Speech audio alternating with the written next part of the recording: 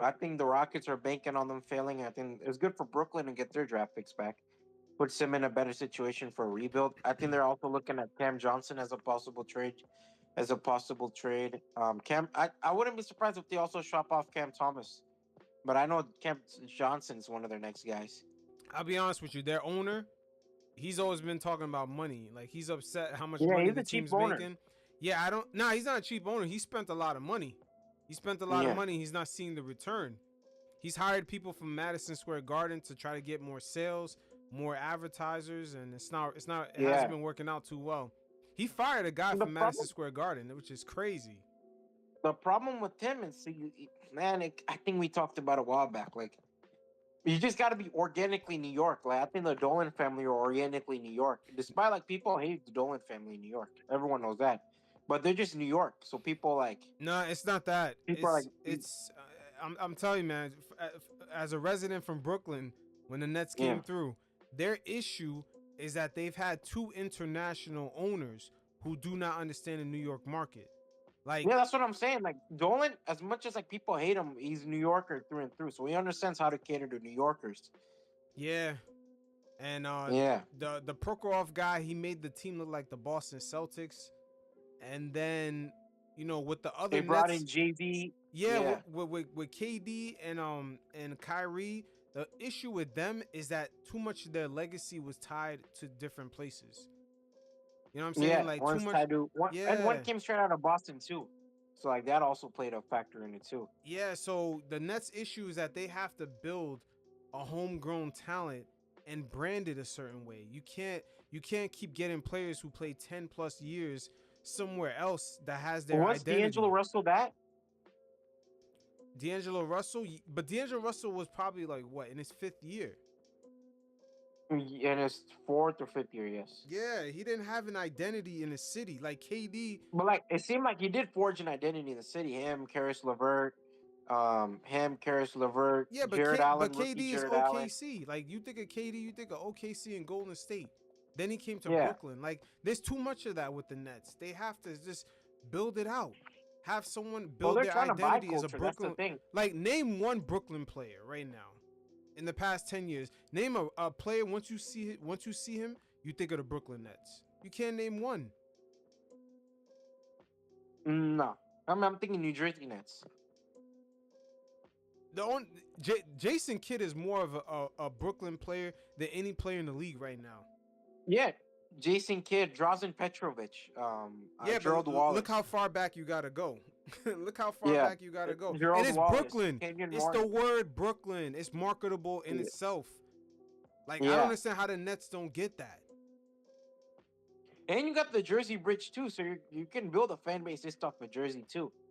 Bro, if then all the Nets need to do is draft a player, cultivate a couple of players, then people gonna instantly say, think of them, think of Brooklyn. Just like how you think Yeah, of KD, you think of OKC. Like, yeah. or I mean, Westbrook, dog. But my OKC. thing is, you all right? You brought up D'Angelo Russell's argument, right? But well, all right, let me give you one. Julius Randle.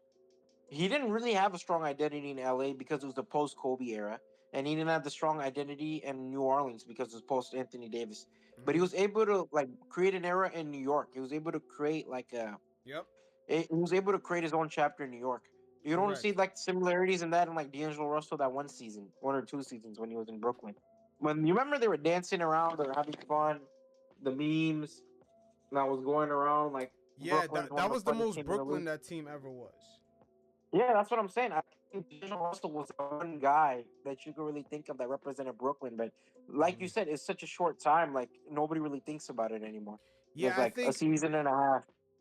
the borough of Brooklyn in a way is kind of going through a transition with a lot of transplants coming in. So I kind of think that they probably thought they could catch a wave with that audience that not necessarily tied to the Knicks, but it didn't work out. It didn't work out. No, man, it didn't work out. But I think You gotta Brooklyn. win. You gotta win. Yeah. And with them not winning, Well, I think they're also in the situation where like they're always going to be little brother because like when people think of New York, and people go to Knicks games, like you got Spike Lee and obviously other people, like they're just gonna think of them when they think about New York. Like New York just has that image. You talk about any basketball history, right? hmm Even in the '90s, the '80s, they're always gonna break up the Knicks. The '70s with Willis Reed and Walt Frazier. The Knicks are always gonna be in that conversation. Bernard King. Even Carmelo Anthony, he had aura in him when he was in New York. Despite them losing, he had aura. Yeah, you're right. 100% right. Yeah. Yeah, he had that. Like, He had that New York grit. New York is like an I mean, he's a underdog, kid from the like an Bronx, of underdog course. story. That's all it is. Yeah. They like Brunson, overlooked, underdog. They like Randall, overlooked, underdog. You know what I'm saying? A lot of this team, Josh Josh Hart. Hart, or Yeah. everybody, they have that dog, Dante and came straight out they've of been injury. overlooked. Yeah. John Dante came Starks, straight out of an Patrick ACL Ewing. injury. Yep. Anthony Mason, Charles Oakley. But what about that has the Brooklyn Nets aura? None of it.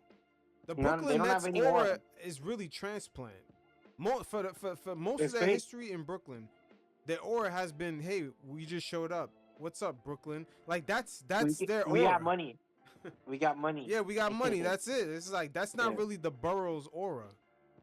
Yeah, I mean, dog, that's what they did. All right, like you can't tell me 2021 Brooklyn Nets wasn't the most Hollywood produced team ever. You had obviously James Harden, Kevin Durant, and like Kyrie Irving, who made brands elsewhere, right? Mm-hmm. And then you bring in Blake Griffin, who's made a brand in LA, and that 1 year in Detroit. Like Paul Millsap, who made himself a name in Atlanta. It's like, dog, this is like the most or LaMarcus Aldridge in not San Antonio, Portland.